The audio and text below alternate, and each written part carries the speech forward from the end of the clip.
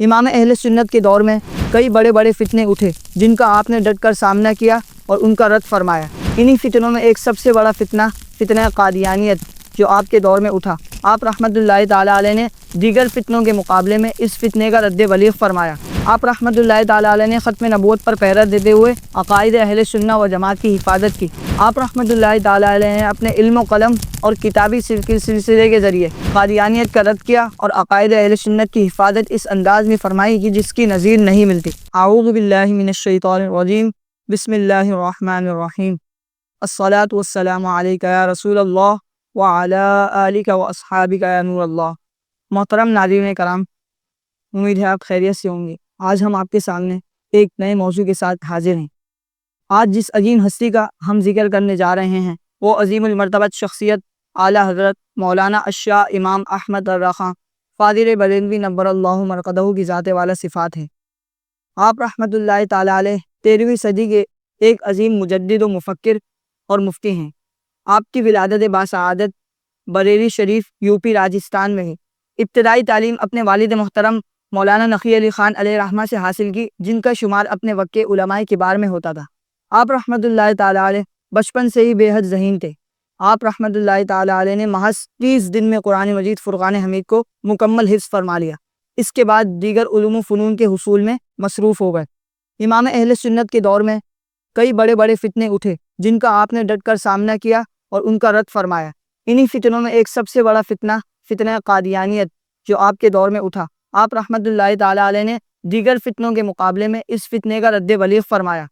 آپ رحمۃ اللہ تعالیٰ علیہ نے ختم نبوت پر پہرا دیتے ہوئے عقائد اہل سنہ و جماعت کی حفاظت کی۔ آپ رحمۃ اللہ تعالیٰ علیہ نے اپنے علم و قلم اور کتابی سلسلے کے ذریعے قادیانیت کا رد کیا اور عقائد اہل سنت کی حفاظت اس انداز میں فرمائی کہ جس کی نظیر نہیں ملتی۔ آپ رحمۃ اللہ تعالیٰ علیہ نے مرزا غلام احمد قادیانی کو کئی مقامات پر دلچسپ طریقے سے رد فرمایا۔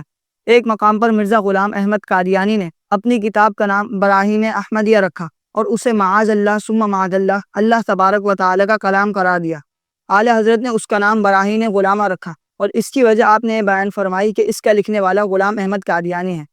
اسی طرح مرزا نے ایک جگہ مسیح ہونے کا دعویٰ کیا کہ وہ عیسیٰ علیہ الصلوۃ والسلام کا مثل ہے۔ اعلیٰ حضرت نے فرمایا کہ وہ مسیح ضرور ہے مگر واللہ مسیح ابن مریم نہیں بلکہ مسیح دجال ہے۔ اسی طرح مرزا کہتا تھا کہ مجھ پر وحی آتی ہے۔ اعلیٰ حضرت نے فرمایا واللہ وہ سچ کہتا ہے، اس پر وحی آتی ہے مگر شیطان ابلیس کی طرف سے۔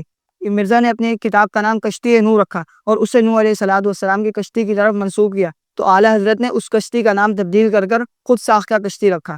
امام اہل سنت نے قادیانیوں کے احکام بیان کرتے ہوئے فرمایا کہ قادیانی مرتد و منافق ہے، اور مرتد کی تعریف کرتے ہوئے آپ نے بیان فرمایا کہ مرتد وہ شخص ہوتا ہے کہ جو کلمہ اسلام پڑھ کر اپنے آپ کو مسلمان کہے لیکن اس کے باوجود اللہ تبارک و تعالی یا رسول اللہ صلی اللہ علیہ وسلم یا کسی بھی نبی کی شان میں ادنا سی توہین یا تکذیب کرتا ہے یا کسی بھی ضروریات دین کا انکار کرتا ہے۔ امام اہل سنت نے قادیانیوں کے متعلق چند شرائط بیان فرمائی۔ آپ نے فرمایا کہ قادیانی کے پیچھے نماز باطل محض ہے، یعنی ان کے پیچھے کسی صورت بھی نماز ادا نہیں ہوگی۔ آپ نے مزید فرمایا کہ قادیانی کو زکوٰۃ دینا یہ ناجائز ہے، اگر کسی شخص نے انہیں زکوٰۃ دی تو اس کی زکوٰۃ ادا نہ ہوگی۔ آپ نے مزید فرمایا کہ قادیانی کا ذبیحہ حرام و مرتد ہے اور نجس و حرام ہے۔ مسلمانوں کے بائیکاٹ کے سبب قادیانیوں کو مظلوم سمجھنے والا اور ان سے میل جول چھوڑنے کو ظلم و ناحق سمجھنے والا بھی دائرہ اسلام سے خارج ہے۔